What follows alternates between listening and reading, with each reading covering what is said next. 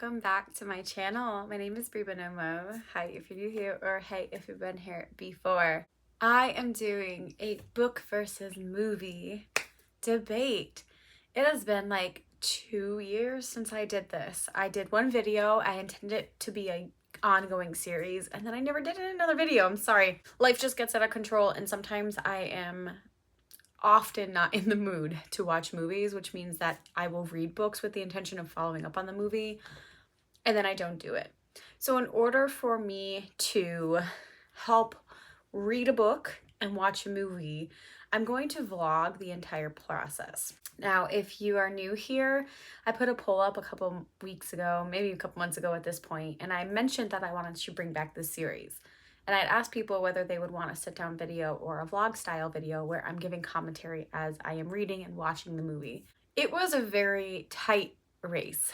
I expected like one to be more popular than the other, and initially more people wanted the sit-down style videos. In the end, the vlog style did win, but I decided that I'm going to switch it up, and hopefully every other one will be a sit-down video while I'll do a vlog style video.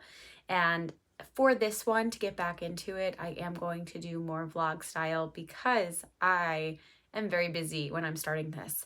But I'm really excited because this is going to be the first time that I'm also rereading a book that I haven't read in a while and watching a movie that's coming out. And that book is John Green's Turtles All the Way Down. John Green is one of my favorite authors. I know I'm not a teenager anymore, but his writing, I'm such a sucker for it. I love the words and the moods and the vibes, and this was one of my favorite books. It's not Looking for Alaska, but it is pretty much up there. And Looking for Alaska was another series that I watched when it came out a long time ago and loved the show on Hulu, loved the book. So I'm really hopeful for this movie. But as I said, it has been a little while since I've read this book, so this is going to be a reread for me. So let me give you a little bit of summary. Basically, from what I remember, is we are following our main character of Asa. And Asa is, I can't remember if she's officially diagnosed, but she has obsessive compulsive disorder. John Green himself also has this disorder, and it's widely misunderstood. As you guys may know, I am a licensed professional counselor in my day job. I do this for a living, and OCD is not something that I specialize in. It is a very widely misunderstood diagnosis, even within the mental health field. And it's not something I claim to know a lot about. But seeing this book, I remember it playing out very well. And I think that was mainly because John Green also has firsthand experience. But Asa struggles with this. And I remember this book being very focused more so on her journey to accept herself and like get help versus the plot, which is John Green. So always the plots are a little bit like over the top, and I personally love it. So Asa and her best friend Daisy, they are on the hunt to find this mysterious billionaire who supposedly like is a fugitive and is on the run, and there is a reward if anybody has information, and they think they know where they can get this information. So the entirety of this book is them kind of on the hunt to gain this prize, which is like $500,000 or 100,000. It's a high prize for a 16-year-old. They also end up getting into like cahoots or something. I can't remember if they're in cahoots or they just end up meeting the billionaire's son, and he becomes a part of the story as well. But throughout it, the most important part is Asa working through her own struggles and the anxiety. Because everything she does, she's overanalyzing, she's overthinking, she's struggling with the intrusive thoughts she has and like the compulsions that she needs to do in order to survive. So going on this venture is both a challenge and also it's a way for her to overcome all the struggles that she has, kind of like proving to herself that she could do it. So that's what I remember of the synopsis. I am excited to dive into the book again. It's a very quick read. I remember like devouring it. I think I read it in a day when it first came out. And honestly too, I feel like it came out in 2017 already. It doesn't even feel like it should have been 2017. That's 7 years ago. So damn. But despite this, I know I loved it to begin with. I'm pretty sure I gave it a 5 stars on Goodreads. I am excited to revisit this to see if it still holds up, to see if the mental health rep holds up now that I am an official counselor. In 2017, when this came out, I got my first counseling job. So at that point, like, I was really, really new to the field. Now I have 7 years of experience as a counselor, and we'll see if my thoughts have changed. So I'm going to take you on a journey with me to vlog read this. And then when the movie comes out, I am going to take you on the journey of me watching the movie. And then at the end, I will compare my thoughts between the two. I am going to listen to this on audio this time around. I read it physically first. I have a lot of stuff to do lately, and I think I'm going to get through this audiobook in probably a day as well. But I just want to be transparent about that so I can let you know which experience I appreciated more as well. All right, let's dive in. Hello, friends. It's a Tuesday, so I go into work late and I am listening to the audiobook. I am about 2 hours in, and so far, which that's like I think a third of the way through the book already, because it's a very quick book, I am still loving it. I love the banter. I love the dialogue. I love the discussion of mental health. I really do think John Green does a really great job at describing Asa's internal dialogue and how like spiraling it can get. From what I have gathered with OCD over the years and like continuous learning, but I do understand that there are sometimes like subsects of OCD, like where people will focus their obsessions and compulsions around. For instance, one of them can be like harm, whether that's self-harm or harming others, and like that fear of doing that, or like whatever, you know, like what if I like just grab this knife and stab myself? Like that kind of thought might come up. And for Asa, it's more of like the medical and germ. So like constantly searching like medical diagnoses, constantly thinking like she's going to get like an infection by touching something, and like imagining that going through her bloodstream. And it is very detailed, and I think because of that it's like very real, and somebody who's never had OCD or doesn't really understand it can like understand how taxing this disorder can be, because it's constantly on her mind, and that is legit for OCD. The only thing that I'm going to note, which is why I'm stopping and talking right now at like the 2 hour mark, is that she is having her first therapy session in the book with her therapist. Not like her first therapy session, but like in the book, it's the first time we're meeting the doctor. The doctor asks if she's been taking her Lexapro. Now, Lexapro is often used for depression and sometimes anxiety, so it can be both. But from what I gather, and going through my own like research and from what other professionals have told me, is that Lexapro is not often the best for OCD. There's actually another pill called Luvox, and I'm not saying that, you know, Lexapro is never used for the anxiety and depression, but it was just interesting to me that they didn't use more of a specific pill that ends up working more for the obsessions. Now, this just could be because it's John Green's experience and maybe he was prescribed Lexapro, you know, so I am not going to question whether or not that's valid. It probably is, because Lexapro is a very common drug used for mental health in general. But I wanted to point that out as a professional reading this book. It did like hit me that I was like, oh, Lexapro, okay, that's a very common drug, not one that I would have expected for OCD particular. I know there's like two. Luvox is one that came up to me, but there's another one that's often prescribed for OCD as well. So just the fact that it's not being used was interesting, but Lexapro for OCD is not invalid by any means. So just wanted to point that out, and that's pretty much it. I'm enjoying the book so far, and I feel like I will get through this very quickly, and then I'm going to have to wait for the movie. But yeah, what a good time. Okay. Hello, bye. Friends. We're back with a review of Turtles All the Way Down, the book. But I'm not going to hold it this entire time, so much better. So if you remember from the beginning of this vlog, which wasn't that long ago for you, I already read this book when it came out in 2017.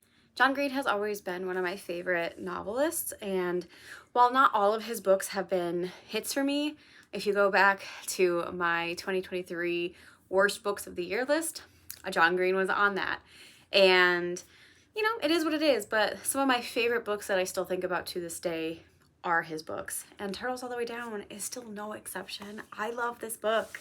So this book has a plot, right? Like, so basically we have our main character, Asa. And Asa and her friend, Daisy, basically hatch a little plot to try to find a missing millionaire and cash in on an award, like $100,000, But in order to do that, basically Daisy ends up remembering that Asa and the billionaire's son, Davis, used to go to SAD camp together. It was a camp for kids who lost a parent or both parents and were trying to like navigate and grieve.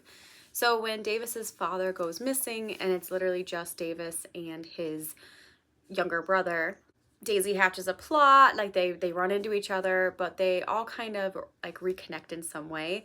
And you know, the plot is to find the missing millionaire. However, it's not the core focus of this novel, and I could see why people may not like this as much because it does have that plot thread, but the relationships and relationships while living with mental health disorders are very much the like highlight of this book. And I feel like that's what John Green was trying to accomplish with it, more so than like the crazy plot line. Even though I love a crazy plot line, like I think the plot line was really fun in some ways, but it didn't take away from the serious conversations that were had throughout all of this. So Asa has a lot of complicated mental health. So let's talk about the mental health rep.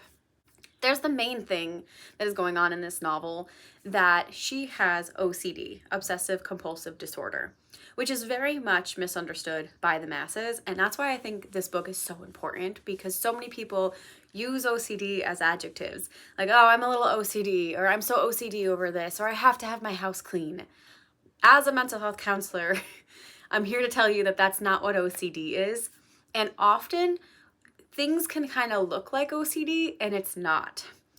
Very much so, autism and certain things that go with autism, like the symptoms, could look like OCD. PTSD, especially complex PTSD, can have tendencies that look like OCD. And also eating disorders can also have a lot of similarities to OCD, because at the core of all of them, there's typically an underlying extreme anxiety. So this is kind of why mental health is so complicated, because it's just essentially educated guesses for a lot of it. Like, you have a lot of these clusters of symptoms, so this is most likely your diagnosis. It's not always 100% perfect, and sometimes multiple diagnoses can be given, and I'm not going to go into all the nuances because I could be here forever. But you know, I am a professional. I'm a licensed professional counselor. I have degrees. I have licenses. I have all the credentials. And even still, I am still only 7 years into my career, so I can't say for sure that I know everything. And OCD in particular is not my strong suit, and also conceptualizing what it actually means is sometimes hard because there could be all these other diagnoses that are possible. So with that said, Asa fits a lot of criteria for OCD, and specifically she has like a subcategory that is very fearful of germs and diseases. So she has an intense preoccupation with like learning and avoiding getting some kind of disease. And you see that throughout this whole novel, which I think is done so well. I don't know if John Green also has this subtype of OCD, but it gave me a lot of anxiety reading it. Not so much the second time around because I knew it was coming, but the first time around, I was getting anxious while reading this, and I had to put the book down at some times.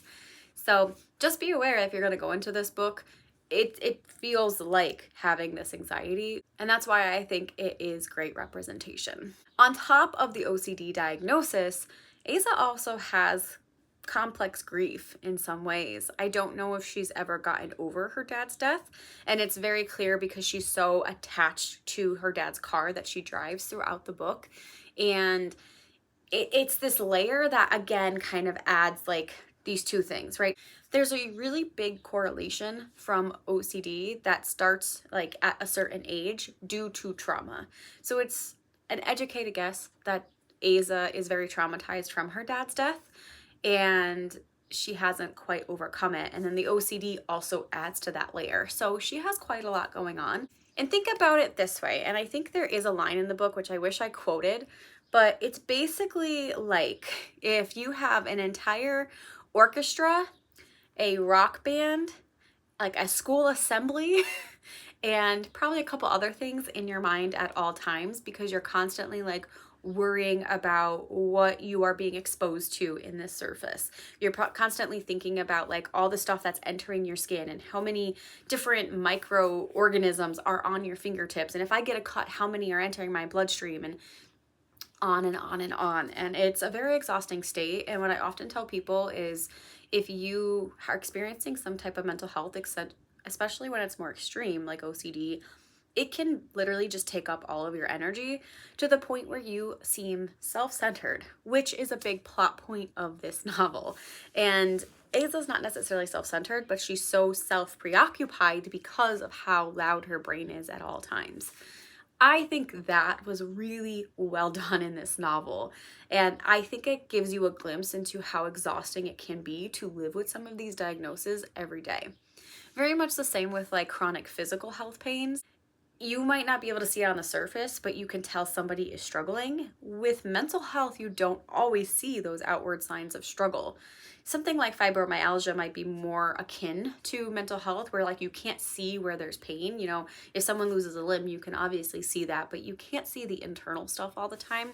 And again, it can kind of come off as rude, as self-centered, as unfazed, as jaded. Like all of these negative attributions that people can appear to someone like Aza who has OCD. So I think there was a great discussion, despite the length of the book being relatively short, that it's not as black or white as I'm not a good friend or I'm the best friend because of mental health. Before I move on to the next section, to wrap this up, because that was a nice segue.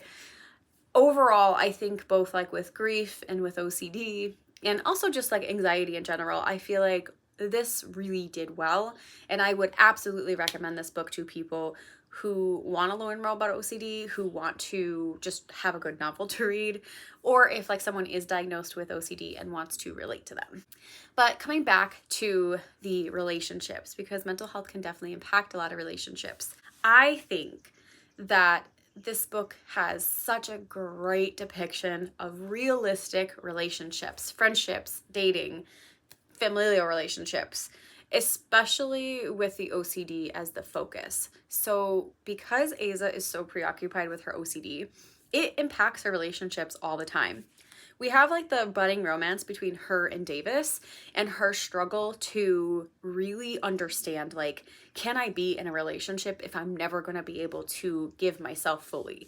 She gets so preoccupied with kissing that like she just thinks she's gonna die from kissing. Like, oh, his like saliva and all the bacteria in his mouth is going to live inside me forever now, and I am going to have to like bleach my insides. That's literally like pretty much a thought she has, and again, can be very realistic.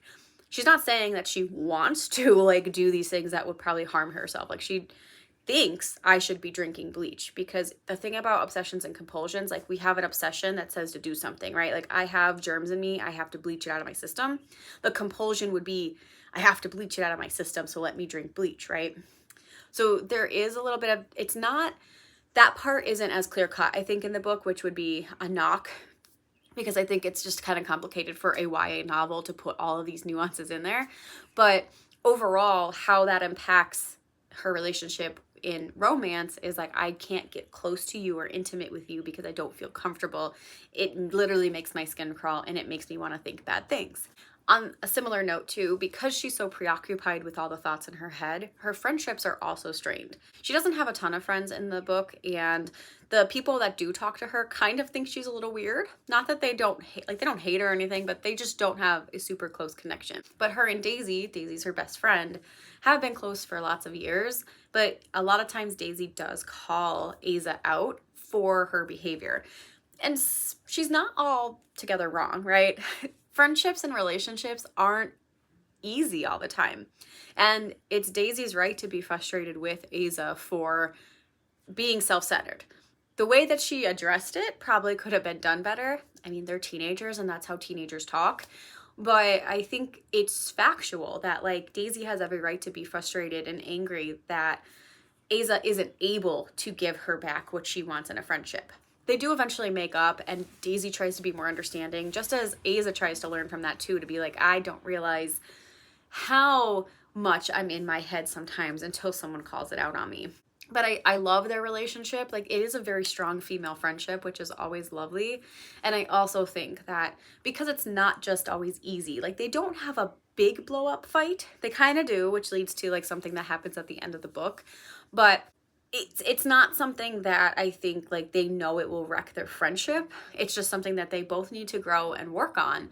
And that's kind of indicated that they're going to keep trying to make this work despite the fact that Asa has OCD. I really love their friendship, and I think it was great representation for that too. The last relationship that we really had was Asa and her mom, and I think again it is pretty realistic where she doesn't want to worry her mom because she's constantly worrying herself, so she doesn't want to let her mom know just how bad she's struggling, which ends up making like the very big like plot twist, if you will, at the end of the book so much more impactful, because Asa kind of has like a mental breakdown and her mom finally can see like this is not okay.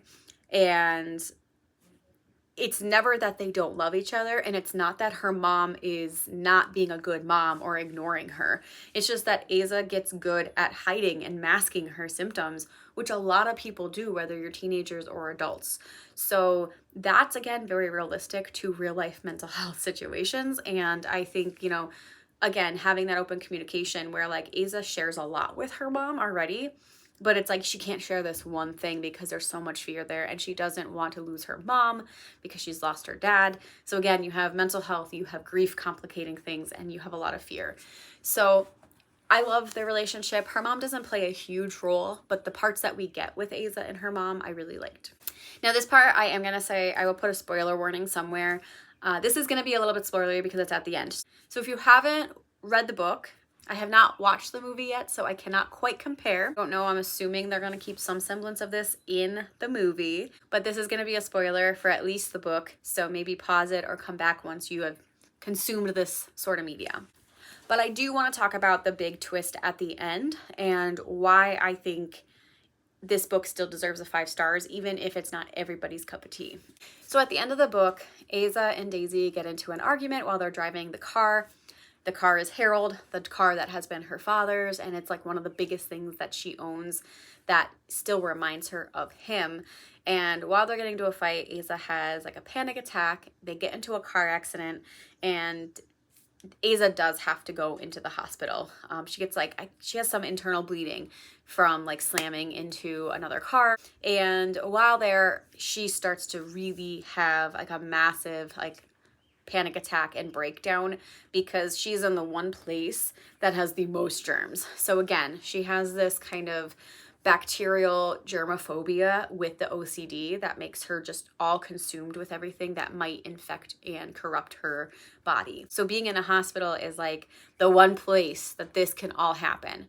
She particularly focuses on like one disease that I can't remember the name of right now, and like she's so preoccupied that that is what's going to kill her, and she thinks it's going to happen in the hospital. So while she's there, her compulsions and obsessions become so escalated that she starts to drink hand sanitizer. This also has happened a couple times leading up to this. Like as her anxiety has gotten worse, I think there was twice more that she was drinking hand sanitizer in the book. And yes, that's not safe. I'm going to say that. Like, do not drink hand sanitizer. That is extremely bad for you. But it's not unheard of. Like, I've definitely read case studies where people have consumed what they thought is going to cure them. That's why I brought up the bleach comment earlier. That has been in a case study I've read where somebody drank bleach because they wanted to purify their insides. So it's not out of the realm that this could happen to somebody who is having their compulsions so rapidly and so fiercely that they feel like they need to take desperate measures to make themselves clean from the inside out. I think John Green probably went with hand sanitizer because it's not going to kill you. It's just going to make you really sick. And eventually, long term, it could have a lot of repercussions if it's not stopped. Whereas if you drink bleach, like you're probably going to die like pretty quickly. That's definitely not going to be a slow death. So I think like that scene was really important because I do think it demonstrates like how bad things can go if you don't get help or you try to like suppress the fact that you're struggling. And again, also how like these extreme things can like happen seemingly out of nowhere. Like Asa didn't have like a ton of compulsions in the beginning of the book, but as her stress and her anxiety and her worries kept increasing, and the friendship with Daisy was on the rocks, and she thinks like Davis is mad at her and she's hiding all this from her mom, like the stress built up to the point where she like exploded, right? Or imploded in this way. And that's when she started doing these things to harm herself with the thought that it was going to help. So I really do appreciate that in this book. And I don't think it glorifies it in any way. I don't think John Green's promoting the fact that if you have OCD and it's this type and you should go drink this. It's very clearly described as a bad act. Like her mom is worried sick about her. You have the doctors talking to her. You have her psychiatrist coming and working with her and saying that like, okay, this is really bad, so we have to amp up our sessions and stuff like that. And Asa eventually agrees. So it's not completely done and like glossed over by any means, but we are kind of coming to that like falling action bit where it's like we hit our turning point and we know that like we can't control everything and we have to make sure that we're taking care of ourselves. So the doctor also kind of like makes a point that like, you know, the medication she was on, as I said, it was Lexapro. At the end of the book, she does change it, and they don't actually specify what that is, but you know, that tends to be a process. Like if you don't try your medications, you won't know if they're actually helping you. And it does take usually like 2 months to at least start getting regulated where you can start seeing changes. So with Asa not taking her meds consistently and then having a spiral and probably not taking her meds for like days to weeks up to the end of the book, like we don't know if it's going to work at all. But the doctor decides to change it to something that might help a little bit more. And like that's kind of like that tends to be a real process where people like go off meds because they don't think they're working and then have to try something else anyway. But most doctors don't want to try something else until you've gotten stable on that. So it's always a double-edged sword of medications. But overall, to end this little spoiler segment, that whole scene with the hospital I do think is relevant. And yes, it's an extreme form of what can happen, but it could definitely happen. Like sometimes your compulsions, you know, like for instance, there's also like a harm compulsion that people have, like I'm going to harm myself or I'm going to harm others. And you may have a thought that like I'm going to go stab this child. You're probably not going to go stab somebody, but like the thought's there. But occasionally there are things that you may do to get rid of that thought, to like scrub your thought, you know? So if you have a thought of like, I'm going to stab somebody, you may like scratch yourself to like kind of compensate for that. Or you might have to do like a ritual or something. So OCD is kind of funny, which is why I'm not really an expert in it. It's not something I'm super familiar with all the ins and outs of, but there are things that people do to compensate for the obsessions that they're having. And again, that hospital zine just spells that out very well for me. Whew, I think I talked a lot longer than I expected, to be honest. So I'm going to end my little rant about the book here, but I co-sign it. I think you should go read it. And next on the list is to watch the movie. It is officially out, and I'm really excited to see how it goes. All right, here we go.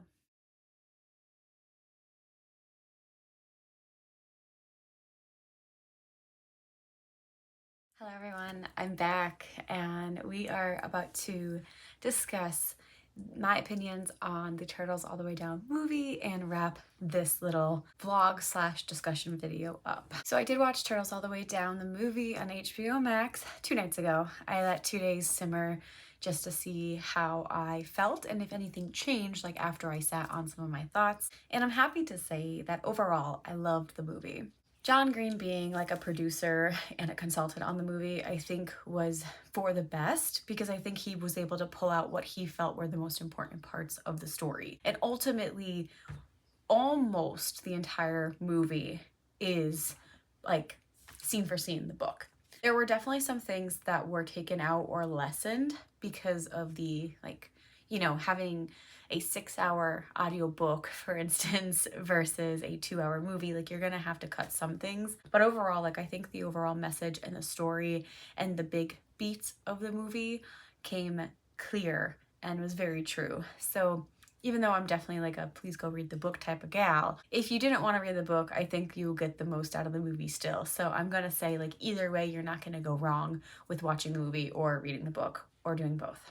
That said, I mentioned that there were some things that were lessened or taken out completely, and I'll mention two that I felt like I was a little sad about, but I also understood why they had to do it the way they did. The biggest thing that I noticed was they really decreased Davis's brother's role, and he didn't have a big role to begin with in the book, which is probably why they decreased it. But there was a very like profound loss that the brother was experiencing. He was younger. I think he was like 11 in the book, whereas Davis and Asa were both 16. And like that dependency on like having your dad and not seeing the negatives of a parent and then losing them all of a sudden and not knowing if they're ever going to return, that was pretty profound. And his little brother was very fixated on, you know, wanting Asa and Daisy to figure out where his dad was and wanting to give her any like help that he could possibly give. The main thing that made me sad was because they decreased his role, so you didn't hear about him acting out in school and like how he was trying to deal with the grief, because as a therapist now, Davis's little brother like acting out, getting in trouble, getting suspended is very normal when they don't know how to express themselves and they weren't taught that. So as a therapist, that made me sad to not see, but I understand it. The part that just made it a little bit disconnected was at the end of the movie, they kept it the same where Davis decided that, you know, like they were gonna go and move to, I don't know, like the Dakotas or something, and his little brother was gonna go get like into a special boarding school to kind of help with kids who are having like behavioral problems and in this case complicated grief. But like that was the reason they were moving, and that did not come true in the movie. They just kind of said like we're gonna go, like this is too much for us. That also kind of played into how at the end of the movie, so spoiler alerts guys if you haven't watched or read anything, how Davis's father is discovered or lack thereof in the book. It's hinted at when Daisy and Asa go to this art gallery of Daisy's boyfriend, that they think like when they're walking through the tunnels and talking, they have this very, very pungent odor, and they believe like it's definitely something's dead here. And Asa kind of connects that this was like the jogger's mouth, like where Davis's father was like building something, and that, you know, they kind of connect that there's a very good chance that like Davis's father is dead down here. And Asa makes a decision to tell Davis that, you know, I think your dad might be down there. And Davis is the one that then tells the police, because he just wants to be wrapped up. Like, let us be able to properly grieve and move on, and I can get my brother help, because we'll be completely, you know, done with this chapter of our lives. That's all very skimmed over. Daisy and Asa just, you know, find actually, it's not even a smell. It's very concrete. Like they find Davis's father's jacket and make the connection that they think he took his life, he jumped, and then they tell Davis. Davis doesn't tell the police or anything like that. Like they just kind of cut from Asa telling Davis to Davis saying they're gonna move, and that's pretty much it. Like they don't really go into more detail, and I thought it was just made me a little bit sad, because I thought like Davis trying to reclaim and do the best for him and his brother like was very powerful in the book. So just kind of skimming over that and not stating that like Davis had called the police and that he's doing this for his brother was just a little, you know, missed for me. Hi guys, editing Bree here. I just wanted to pop in because I forgot to actually say like why I felt like the end scene didn't work as well as it did in the book, is because there was a manhunt for this billionaire man, and they would have been like searching like the area, and the way that the movie was shown is that it was a very open area that people could very clearly walk into, and his jacket was like just laying out in the open. Like, it was literally in the open. It was implied in the novel that it was in the tunnel system, like they weren't actually out. So that's why it didn't work as well for me, because somebody would have found that jacket away like a long time beforehand. And like I said, I'm sure people would walk, like people do all this stuff, especially kids. So having it in the tunnel system and like having to maybe actually go and explore and like find the body would have made more sense because they didn't look there initially. Whereas if they looked at a bridge and they might have assumed that there's a possibility that this man would have taken his life. Like I feel like a tall bridge falling to his death, etc. Like that would have made a lot more sense to look there, and they probably wouldn't have had this big manhunt. So I didn't clarify that when I was initially wrapping up my thoughts, and I did want to just say like that was why I felt this ending was a little bit more disappointing, because anybody could have found him, not these two girls. Like these two girls were like doing the work to actually find him, and then even then happened to fall upon the odor, not necessarily any tangible evidence. Like they didn't find a jacket, they didn't find a note, they didn't find anything other than the odor, and connecting that the jogger's mouth was like this Hoag's Run place, and that's how they like were like, oh, I think that's what it is. Then when Davis told the police did a thorough search and found the body. So that's why it all connected in the book, whereas this was just kind of like somebody else probably would have found them a long time beforehand. Okay, that's all. I really would have liked to see that, because I don't think it would have added much more screen time personally.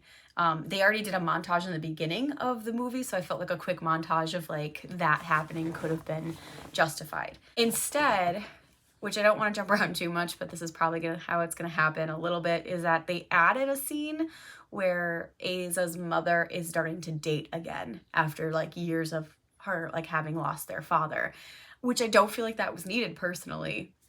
I mean, a big part of the book was also like Aza not grieving her father. And so maybe that was the way that they tried to tie it together of like, it's okay that they can all move on.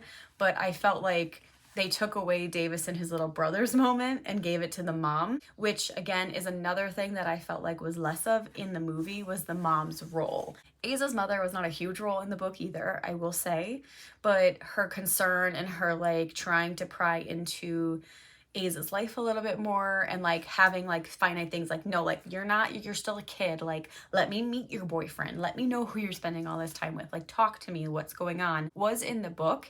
And I felt like it was more of a stereotypical teen where like, I'm gonna slam my door, I'm not gonna talk to my mom's not gonna pry much into my life right now. So like mom was completely oblivious that Aza was so unwell, whereas I think she had more of an inkling that something was going on in the book.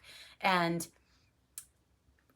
in the movie, the scene with Aza and her mom, and Aza's mom was like breaking down, like, I can't believe like I'm not a good mom or whatever, was because in the movie it was because of like something irrelevant. Like she brought in her dad, which was nice. Like it was nice to hear about like her connection with the dad, but it wasn't about Aza getting so unwell. Whereas in the book, like her mom felt really bad because like, you know, seeing her going out with friends and having a boyfriend, like she thought her daughter was getting better and she was taking her medicine and she wasn't, and that's why she felt like such a bad mom. So I didn't think that was construed very well in the movie, if at all. So again, like that was a little bit weird. And then to see her jumping into like dating again, I don't know, it just like it just made the ending a little bit weaker for me in the movie. And this is again just me nitpicking. I loved the movie, but like if I'm gonna compare the two fairly, I have to say like why I felt like one was stronger than the other. So overall, like the ending was probably the weakest part of the movie if I'm comparing the two, but it's just because probably they wanted to try to get all these little points wrapped up nicely and showing that people are trying and they're gonna try to move on better and whatnot. I did really like Daisy and Aza's last conversation that ended the movie, and I thought that was very sweet, and that made me get a little teary-eyed, to be honest. I felt like overall, again, from both the book and the movie, Daisy and Aza's relationship as, you know, friends was so strong, and I really appreciate that they kept that in there, and they kept a lot of the dialogue between them very similar. And the actresses who played both of the roles were perfectly cast. Like I felt like they were Aza and Daisy perfectly, especially Daisy's character. The actor who played her was just phenomenal. Like I felt like it was real life Daisy. They did some other minor changes too, like Daisy's boyfriend and her like back and forth with him was not in the movie. Like she was just like, yeah, I like him and he's cool. They also didn't talk about the boyfriend's like art piece. And in the book, I thought that was really cool, and I didn't think it would take up that much time in the movie, but they really just skimmed it over, like, here's an art piece. In the book, like, he did this whole project of, like, taking, like, mugshots, I believe, and making like a portrait out of the mugshots. I can't remember exactly like who the mugshot was supposed to be, and maybe they didn't do that because of like rights or issues with it, but I really liked his concept, and they like skimmed over, like they didn't even say like, he just like, he's an artist, here's his art show, move on. But the main thing that I wanted to touch upon was the OCD aspect, which I think the movie handled perfectly. The movie really leaned into the audio and visual elements that the book obviously can't do. The book is really good at with description and our brains filling in the gaps, but the audio and the visuals for this movie were perfect. Every time Aza was going into like her own mind, we had like this fuzzy like white noise happening. Sometimes the picture would get blurry, and then we would have these snippets of like these bacteria that would just like kind of cut in and flash in, and you were like, oh, okay, like she's having an episode right now. And like the conversation around her would dim, like you felt like you were actually in Aza's head, and Aza's head was not a great place to be in. So being able to do like to show somebody that they're like not mentally well and they're really in their mind by using like the visual interruptions in the movie and the fuzziness and the picture fading was perfect. And I think if somebody doesn't understand OCD, like this movie is a really good one to kind of like understand like how much of a consumption your mental health will be if you're diagnosed with OCD. It's not just I have to have a clean house or I like things in a certain order. It is so much more, and it's a lot more draining than people really understand. So I thought the movie did that very well, and I'm very pleased with it. The other thing I wanted to mention that they did completely add in to the movie that was not a part of the book was about Aza's interest in going to college. I think this was a good addition to the movie because it drummed up a little bit of tension between her and her mom that had not been in the book, and also kind of honed in on the fact that people with OCD may not feel like they're ever going to be normal and they can't do certain things because of how consumed they are by their thoughts and their fears. In this case, Aza actually was inspired by a professor. She did TED Talks and did all this stuff, and she taught at Northwest, which was a very expensive school in Chicago. Aza was not able to probably afford it fully, and had also been fearful that, you know, she wouldn't be able to survive because her mental health would eat her alive. And Davis finds this out. Davis obviously comes from a billionaire father, so he uses his resources and connections and lets them do a tour of the college and make it seem like Aza might actually be able to handle it. It was a very sweet scene between Davis and Aza. It was nice to see Aza had more interest and likes outside of her diagnosis, because I do think the book was so focused on her diagnosis and being in her thoughts all the time, which also makes sense. And then it also made some tension between Aza's mother and herself, because Aza kind of threw it out that, you know, her mom doesn't think she's ever going to be able to leave and be on her own. Like she is like always going to be a child because of her diagnosis.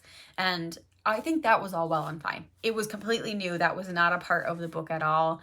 And I don't think it would have added much to the book, but I do think it added more to the movie and playing up Aza's fears about not being a normal human being at any point in her life. And obviously, like, push the narrative to that, like, therapy and medication and following through on this and getting help is important, because by the end of the movie, like, when she wants to do the thing, like, she's like, I'm gonna go to college, like, this is gonna happen, and her mom is like, I will help you make this happen.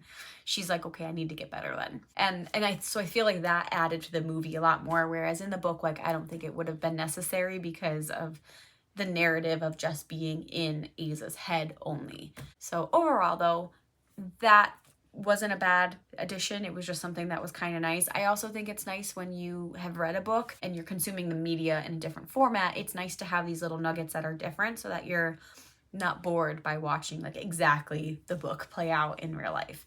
Some people probably do love that. I know I love being a little bit faithful to the context, but for the movie, I think it worked really well. So the changes were nice, and anything that I'm nitpicking is just that. Overall, I love the movie. So those are all my thoughts on Turtles All the Way Down, the book and the movie. Have you read the book or watched the movie at this point? Let me know your thoughts down below. Overall, this is definitely one of these books that I'm gonna keep rereading from time and time again. And as a therapist, I am gonna recommend it if people need a good, accurate description of OCD. So if you have watched this whole video and you have not read or watched either, thanks for spoiling everything on yourself. But yeah, go watch it or go read the book or do both. That is all for me on this book versus movie adaptation. I will be back again in the future with more of these videos. So if you enjoyed this, please like the video, comment down below, and stay tuned for my next one. Okay, bye.